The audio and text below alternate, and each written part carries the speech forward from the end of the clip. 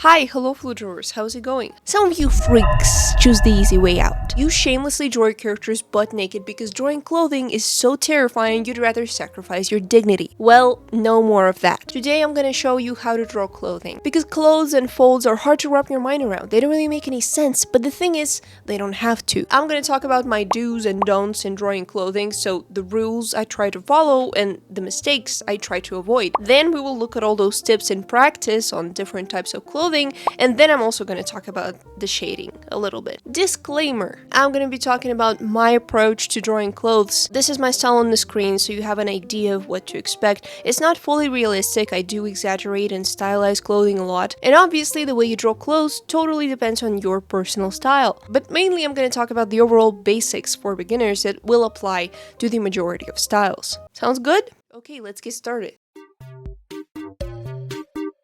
Before you start to draw any clothes, you have to find a good brush. Please get a good brush, it's very important. I use this medium hard airbrush in Procreate that I customized a bit to give it a sharp tip. I use it for everything, sketch, line art, and shading, but you can use any brush you like, it doesn't matter. What matters is it has to have size and opacity variation. So you have to have control over how thick and how transparent your strokes are. That will make the folds look really smooth and natural, whereas if I take a brush like this with no size or opacity control, it looks ew. It doesn't even look like fabric. What is this? Line weight in drawing folds is not just important, it is crucial. Your line art should vary in thickness. It should get darker and thicker in points where the fabric overlaps and forms shadows, because line art is a part of your shading.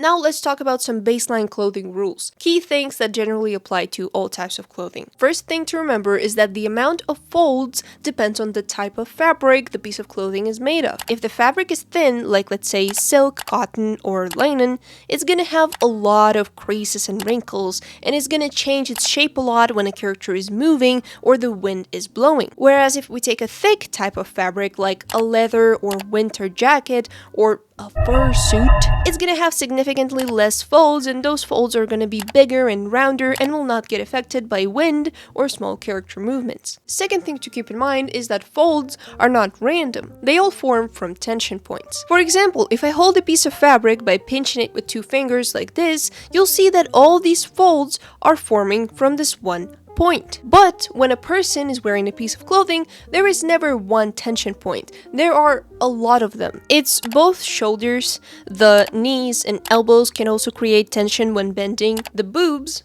if a person has boobs. If the shirt is tucked in, then tension points can form all around the belt line, as well as if a person is wearing a skirt or loose pants. Folds will form all around as the fabric hangs down from the waist. Third thing you should know is that folds usually like to do three things: tense, hang, and bunch. Tension folds usually look like simple lines or rays that radiate from one point, or form when the fabric is being stretched between two tension points. For example, on this t-shirt you can really see a lot of tension folds, because he's pressing the basketball against his side, and therefore this ball is pulling the shirt down. And you can see how all these folds radiate from this one tension point, like sun rays. And here, this sleeve is also being pulled by the ball, so it bunches up, and this is where we get bunching folds, which usually look like angular bumps from the side with excess fabric folding into these little nests, wrapping around the body, and sometimes forming small triangular pockets in places like bended elbows and knees. And hanging folds usually look like stretched out triangles or curved lines that appear when a fabric is hanging loose between two tension points. Like here, for example, you see two tension points and the fabric is hanging between them. Here on this shirt, I don't like the way it looks too much, but still you can see a lot of these triangular hanging folds with two tension points being the two shoulders. Rule number 4 is clothes are 3D objects, as well as our bodies. Mainly clothes are made of trapezoid/cylinders. Sleeves are cylinders, shirts are cylinders, pants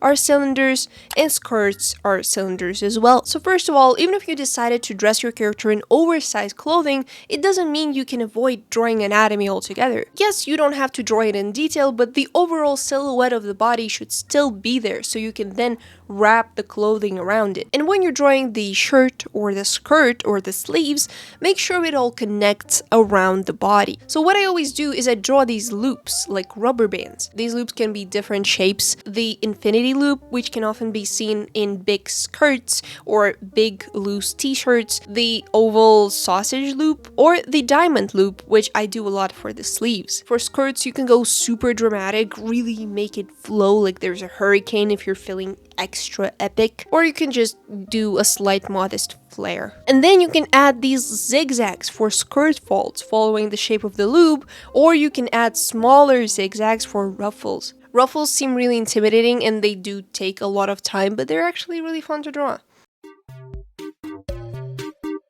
Now let me show you a couple of versions of what not to do. Things that I personally try to avoid. First, no, I used to do a lot as a beginner and I see it on other beginner drawings as well, is clothing just looking like this, like tires stacked on top of each other. Every fold is practically the same, going in the same direction throughout the entire shirt. No piece of clothing has ever looked like that except for the freaking Michelin Man who haunts my dreams. Sometimes when the clothing is really tight, you will see these horizontal little tension folds, but they for sure won't look like that. Second no is clothing having no folds at all. It's super straight and flat and symmetrical all around, which if you have a super cartoony, simple style, that looks cute. It looks like a cardboard cutout or like plastic clothing. But if you want the clothing to look somewhat realistic, it should never be this perfect, polished, and symmetrical. The folds on the right side of the body will always look at least slightly different from the folds on the left side. Third no is having super wrinkly clothing with no structure. More folds doesn't always mean more realistic, doesn't always mean better. It's better to have fewer folds in the right places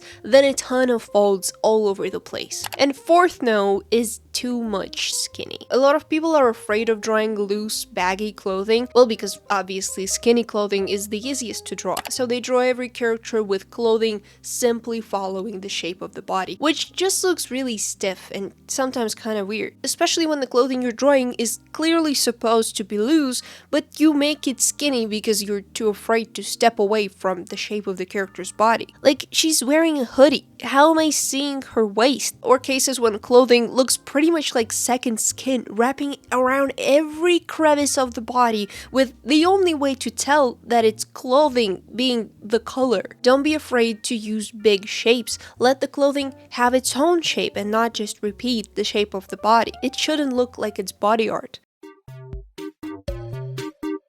Now let's actually look at all these do's and don'ts in practice. Let's start easy with skinny clothing. First, I always define the collar and the sleeves.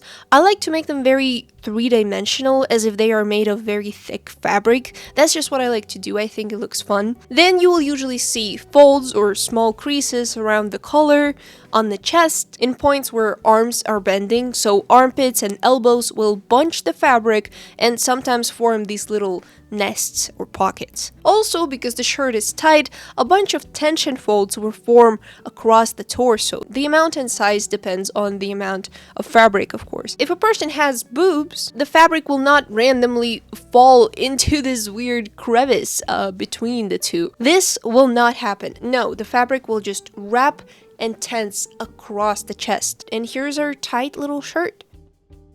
Now let's move on from skinny to something semi-loose, like an office shirt. This type of shirt will usually have a lot of sharp triangular folds and hard shadows. The fabric is also very light, so there will not be any hanging because it simply doesn't have enough weight to be pulled down by gravity. But there will be a lot of tension because the fabric is also not stretchy at all. I always like to start with a collar by drawing these two angles, and then I just add the fabric and connect it around the neck to form a collar. Then I sketch the big shapes of the sleeves and the shirt itself. They can be tighter or looser, and then I move on to details. I mark the bottom line and I think about how the fabric is being pulled and where it's going to tense or bunch. It's gonna pull from the armpit and it's gonna tense a lot from the outer side of the arm because the elbow is bended, and on the inside of the arm it's gonna bunch, forming a lot of these angular bumps with a bunch of triangles forming in between.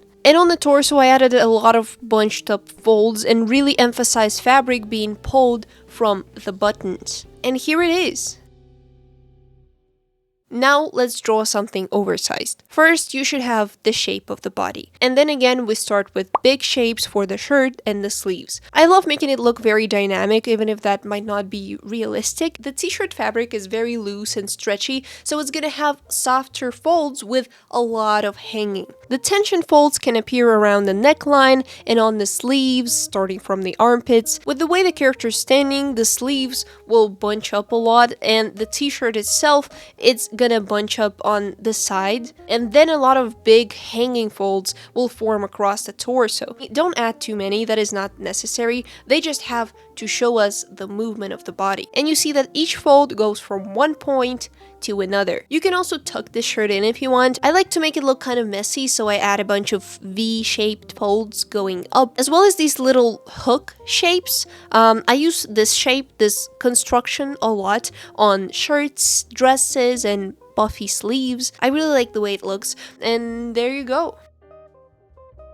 Now, pants are pretty easy to draw. Honestly, the logic with tight, loose, and semi-loose pants will be the same as with tight, loose, and semi-loose shirts. The fold patterns will be pretty much the same. It doesn't matter if you're bending elbows or bending knees. I always start by marking all the seam lines, the belt line, the side seams, the pockets, also this part with the zipper. These folds around the groin area will naturally form because that is where we bend our legs. Just don't add too many, like 2 or 3 is enough. And same as with armpits, the fabric here will be pulled by the knee from the groin, I guess, and we will see more tension folds going across the legs. And here the little nest shape forming. Yeah, but drawing pants is not much different from drawing sleeves. So, moving on.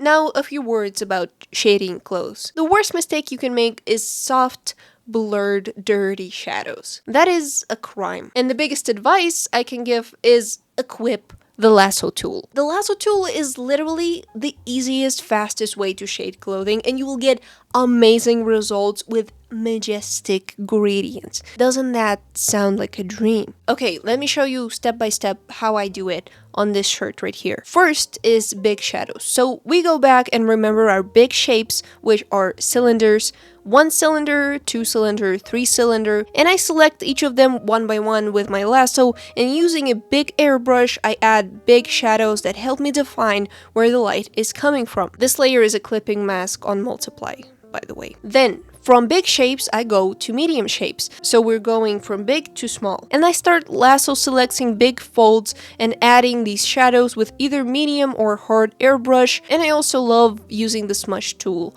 a lot. Now, I usually like doing it on 2 layers, so I create another multiply clipping mask on top, and I make the color a bit darker and take my favorite brush and start adding small, sharp shadows. But always remember that if you have a line, the shadow should only be on one side, so the darkest point contrasts with the lightest point. None of this. Never. That's how you end up with pillow shading and screw everything up. Yeah, so I add these small shadows, darkest shadows in the darkest points, smudge when necessary. Don't over smudge. You should have both soft and sharp edges in your shading. And that's pretty much it. Yeah, thank you so much for watching. I tried to explain everything as simply and concisely as I could. I really hope this was helpful. Tutorials like this take a lot of time and effort to make, so I'd really appreciate if you like this video. And I have a bunch of other stuff on my channel that you can watch, or if you just want to look at the art that I make, then you can check me out on Instagram. And good night, good day, goodbye.